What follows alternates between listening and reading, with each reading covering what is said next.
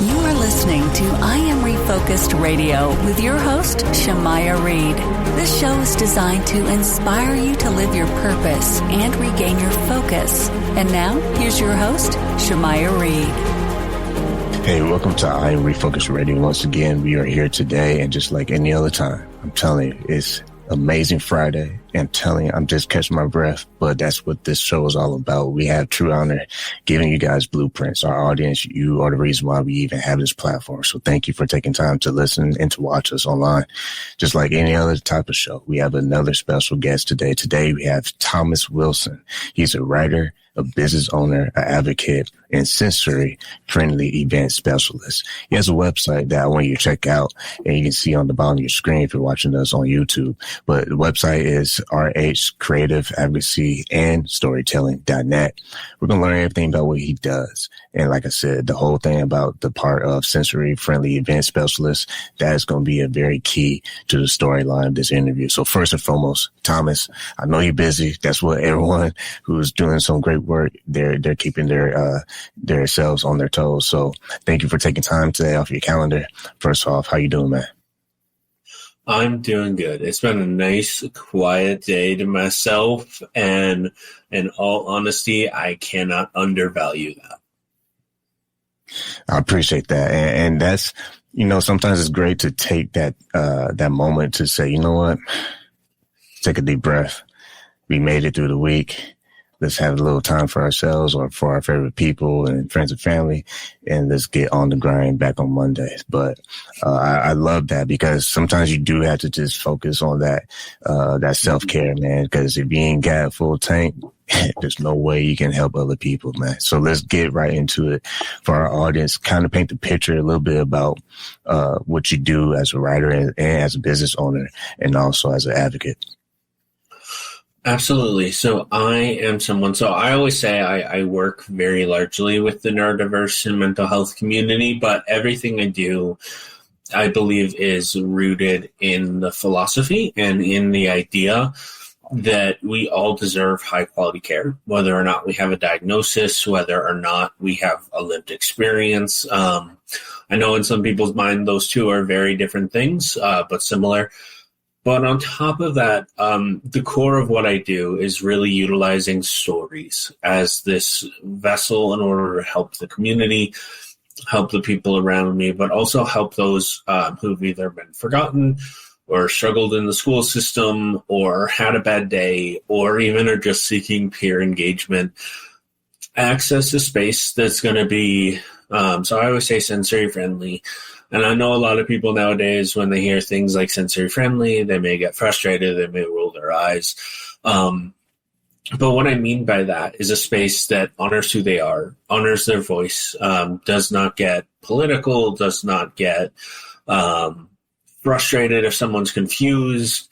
It's really a space where we can get together, grow, connect, and not have to worry about, loud jarring noises or intense anger or really the stressors of the day. And so when I do my events, when I do my work, the main focus is really honing in on who we are as people, giving us time to laugh, to relax, and to just be ourselves without worry, without judgment. And my work includes public speaking, writing, advocacy work, all of that, but it also includes working with families, helping people who are trying to access the community, joining in the employment first movement, which is making sure work is equitable where everyone can work, and also really honing in on the idea that we all need the community. I mentioned that I love days to myself, but one of the reasons I thrive at this work is because I also love being around good people.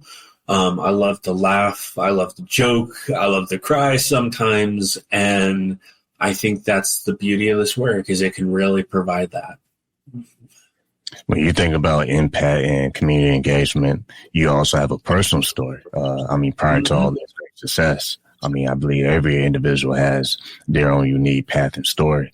So kind of talk about some of the challenges that you had prior to all the greatness that you're doing right now, because part of that equation of your greatness comes from some kind of struggle or some kind of, hurdles that you had to go get over. So for our viewers and our listening audience, kind of take us back to some of the challenges that you personally had that later enabled you to do what you're doing now.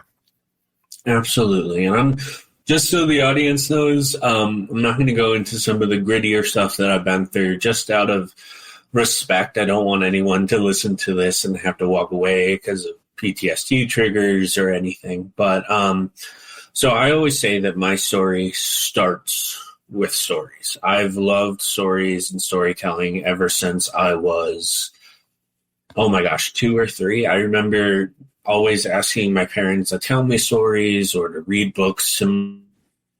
I learned at a really young age that storytelling is a great human experience. It helps us connect to who we are.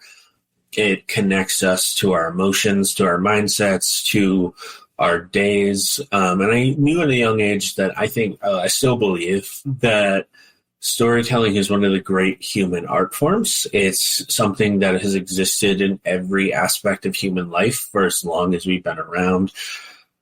But I always also like to say, much like many people, myself, with my own mental health and neurodiversity lived experience, I also grew up as a young kid being told that I was a prodigy.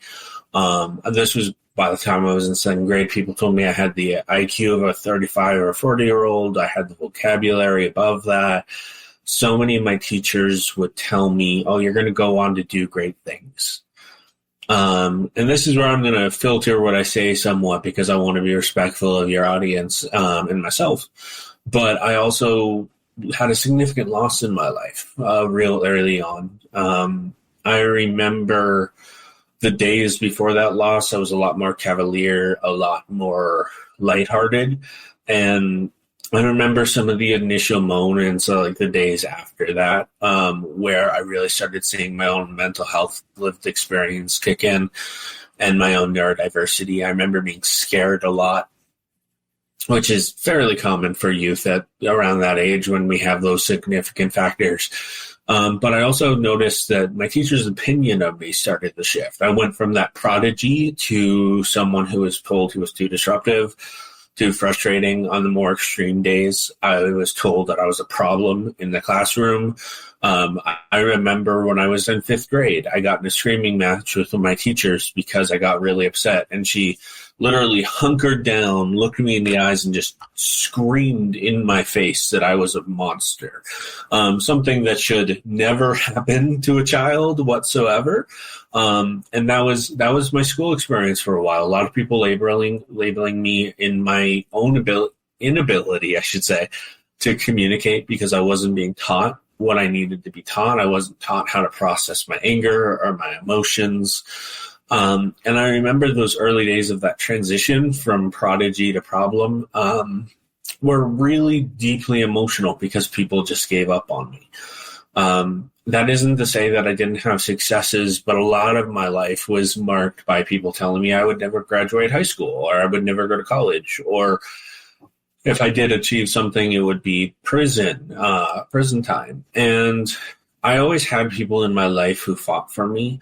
But when you're a kid trying to figure out your own identity after, your own PTSD and traumas and things, and the people who are supposed to be supporting you in the school system or in programs just deem you too hard to work with and push you aside, it's not a healthy experience. And that was my experience for a lot of school. I lost my interest in taking tests. I lost my passion for my education for the longest time.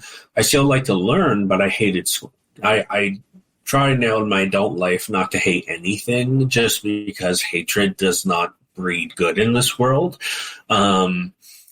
And so it wasn't until high school, about like my junior year of high school, where I was in a program for a couple of years, where my experience really started to change. I ended up in a program where they actually worked with me. I remember one day, and I'll be clear, I was by no means a saint. Like, this was not just me being the victim of broken mindsets. This was also me really struggling and not being supported in the way that I needed and not knowing how to be anything other than angry. But I was about my junior year. I was in this program. It's called Plum Creek Academy. I owe a lot to the school. They started to change the narrative. I wasn't the problem. I was the person trying to figure myself out. I wasn't the disruptive one. I was someone struggling with my anger. And I remember there was a day when I was really mad. I had just raged because, again, that was what I was taught for so long. And I felt really bad. I apologized to everyone at the school. And one of my teachers said to me, "That's okay. You had a bad day comparatively to when you were here and you weren't talking to anyone. You were hiding from people, all that kind of stuff. I will take you being angry over being too afraid to try and share who you are." And that moment has always stuck out with me because that was a very different, like, radical change. And because of that school, I graduated high school. Often it was the people there seeing my worth and working really hard to get me to graduate.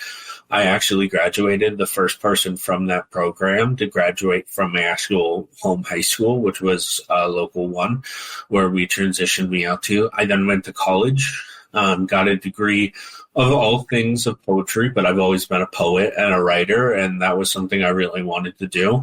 Not long after that, I ended up in the school system acting as a reading tutor for kiddos who were behind on the system. And I grew, I got really attached to my kids, and they got really attached to me and learned to love reading. Again, not long after that, I ended up in healthcare. I worked as a mentor, continued to work at my day job.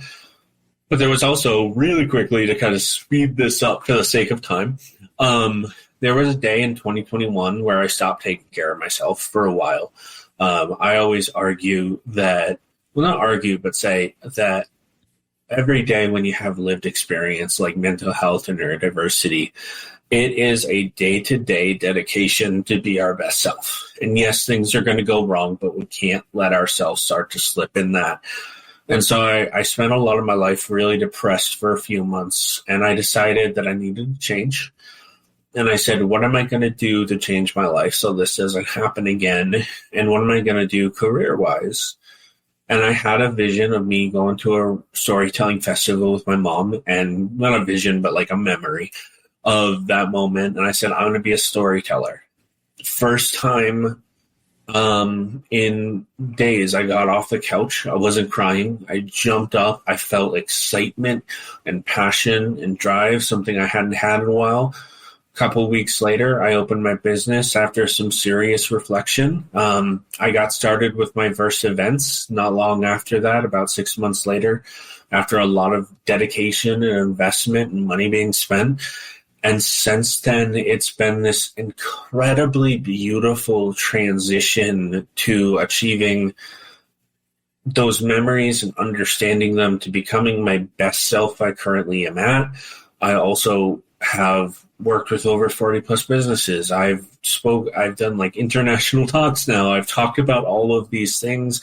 I've worked with businesses. I've been at conventions. I've run over 200 different events in the last couple of years just on one platform.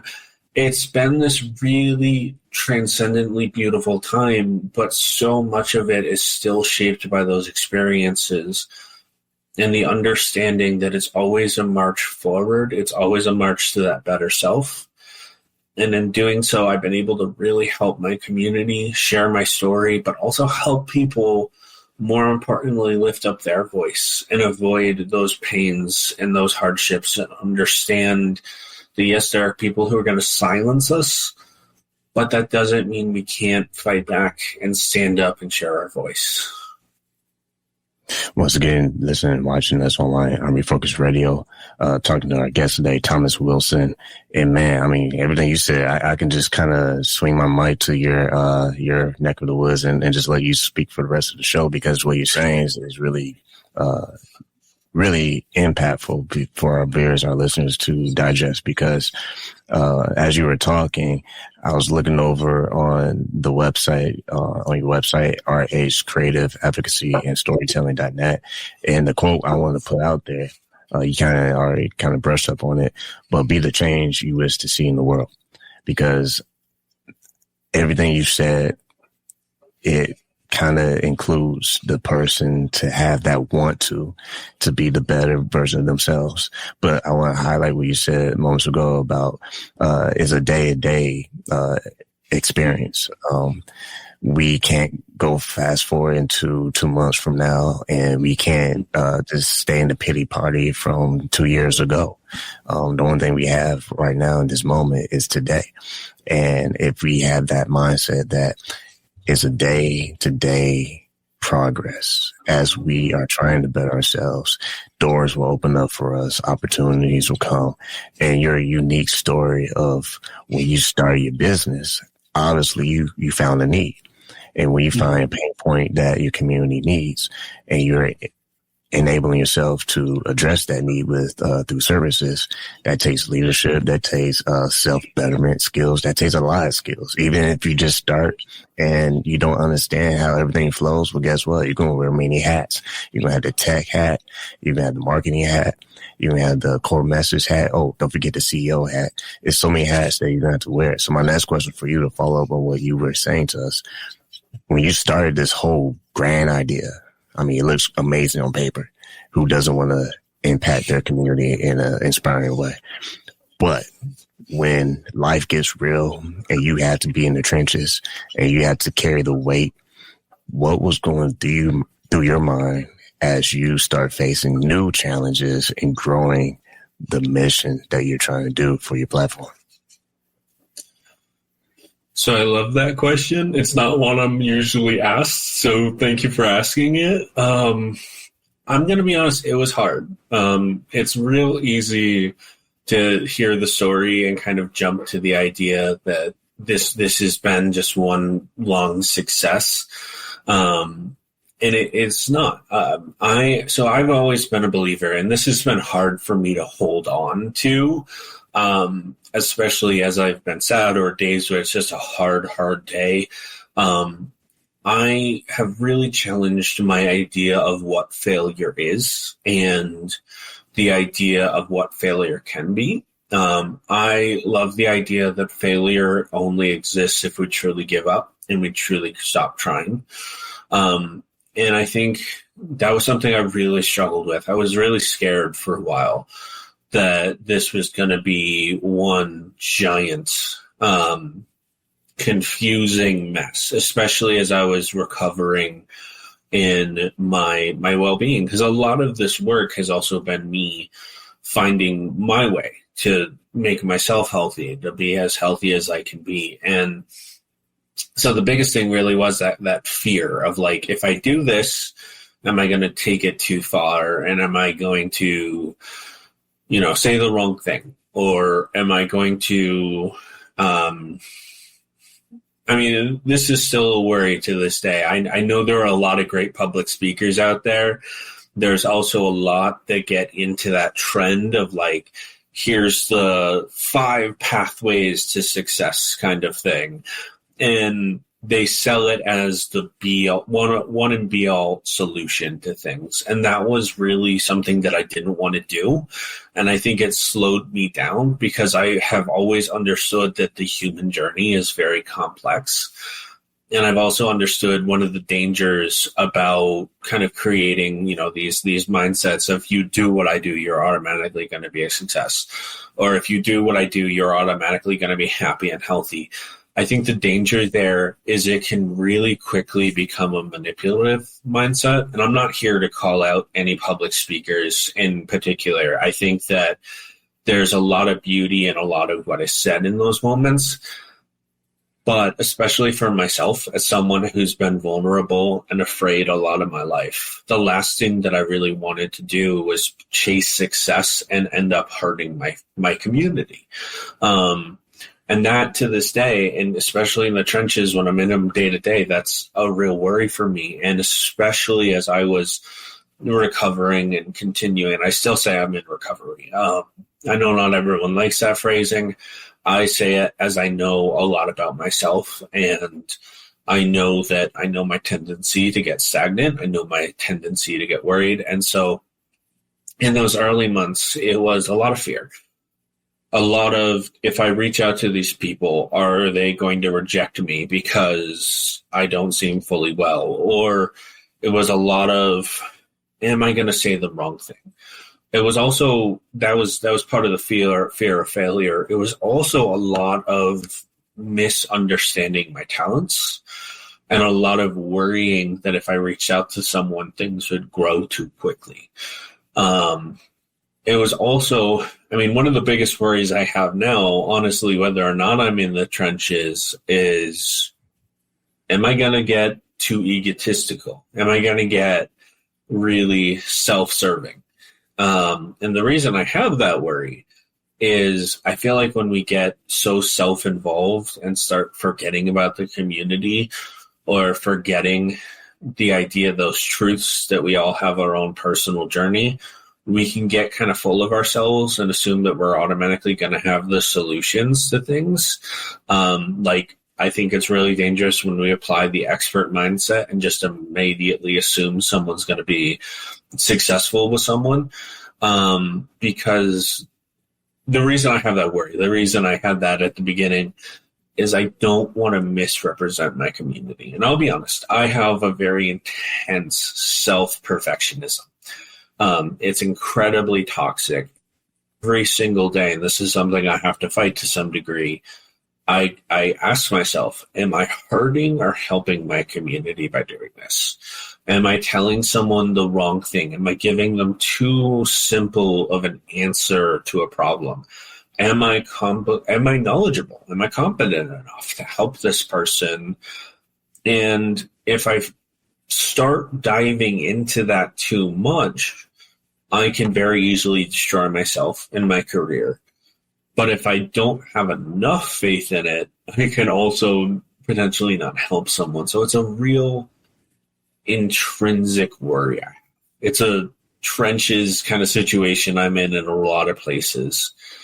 And the last thing that I had way back when that I'm still struggling with to this day, to be completely honest, is what happens if you reach a level of success and something really bad happens. It's a very significant, very prevalent thing. That fear has held me back in a lot of my life. And I think that comes from a place of worry about being successful, about being, the best I can be. And this is something that pulls me into the trenches a lot, especially if someone's having a rough day and they, tell me that I'm doing a terrible job, or there's a parent who's unhappy with something. And I think for me, that's where a lot of my anxiety plays in, like that hyper prepared kind of mindset. But I think back then, and especially when I'm in the trenches, even just today, if it pulls up, the best thing that I try to tell myself is you can't prevent everything from happening, right? You can't prepare, you can't stop all the bad things happening in the world, but you can handle how you respond to them. And I've learned over the years, especially doing this work, people will be far more responsive and respectful if you are a genuinely good person, even if you're getting pulled into those trenches or those worries or they're actually happening.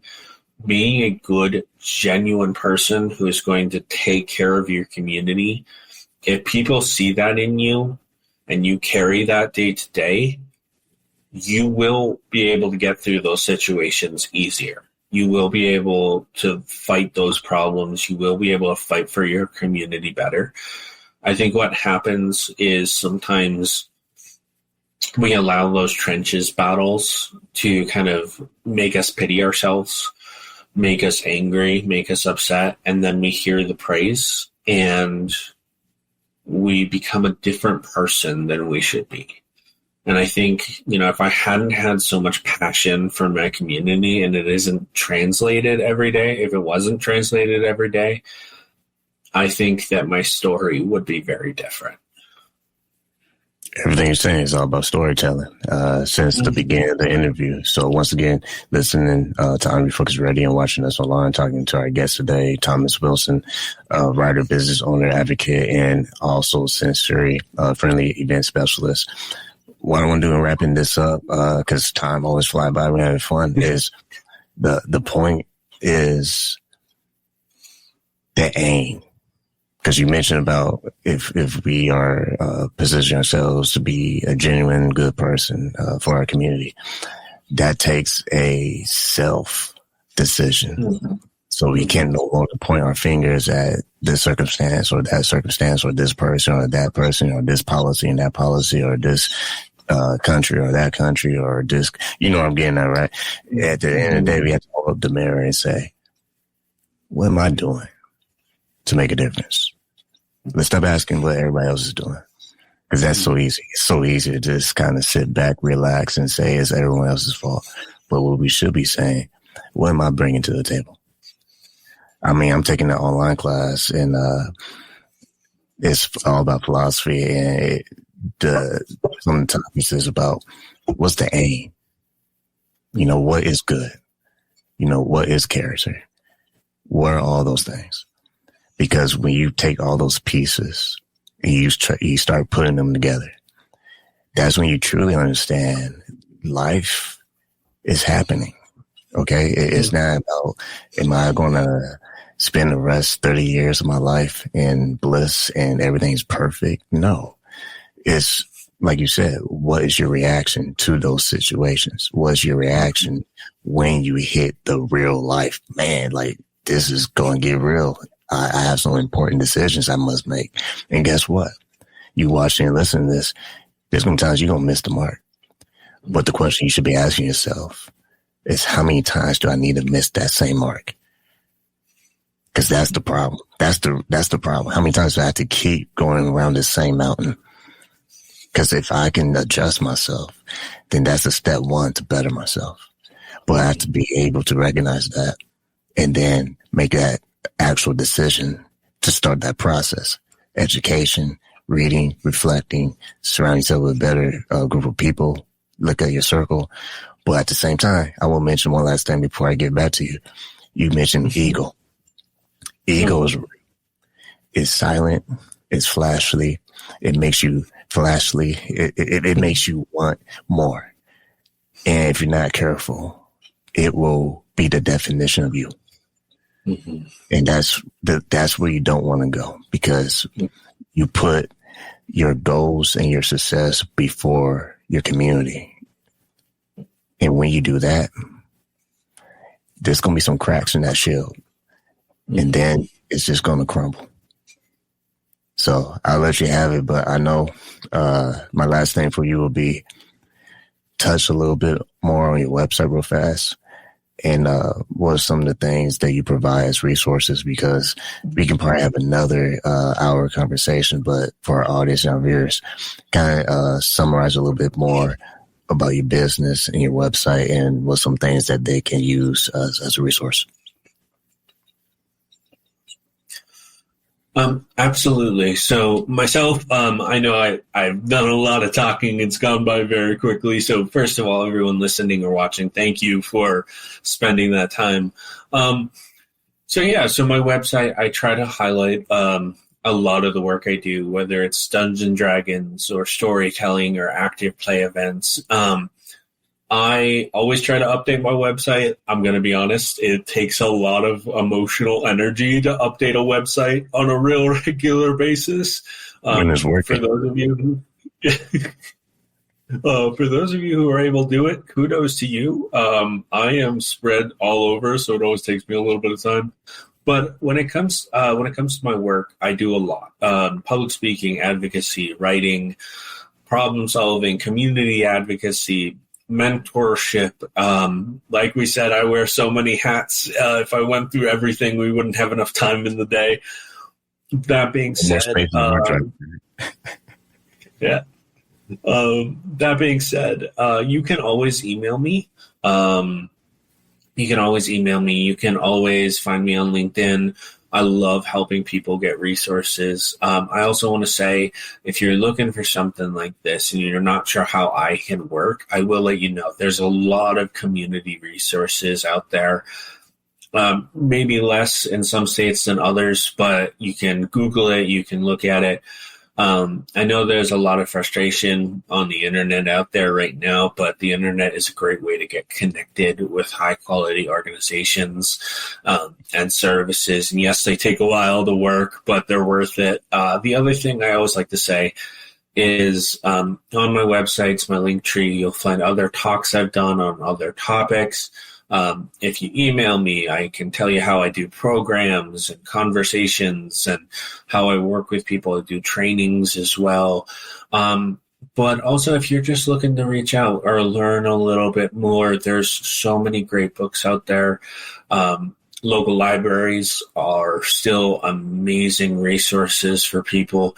But on top of that, ask me questions. Ask me how I do things. I know it's scary to ask questions sometimes, especially someone you just heard, either on the radio or on a podcast, but I genuinely love questions. I think they are a real pathway to power. And even if it's on LinkedIn or at a convention, I'd love to meet you. I'd love to have a conversation and explore how we can make this world a little bit brighter. Well, once again, been listening to Refocus Radio and talking to us, not talking to us, but talking to our special guest, Thomas Wilson, all about everything that he does. Go to his website, is right there on the ticker tape. But if you're listening on the radio or podcast, it's RH Creative Advocacy and Storytelling.net. Like always, man, we might have to have you back on because I feel like there's a lot more many topics that we can explore in the future. But like always, want to say to you, Thomas, thank you for your time. Thank you. And I'd love to be back on in the future.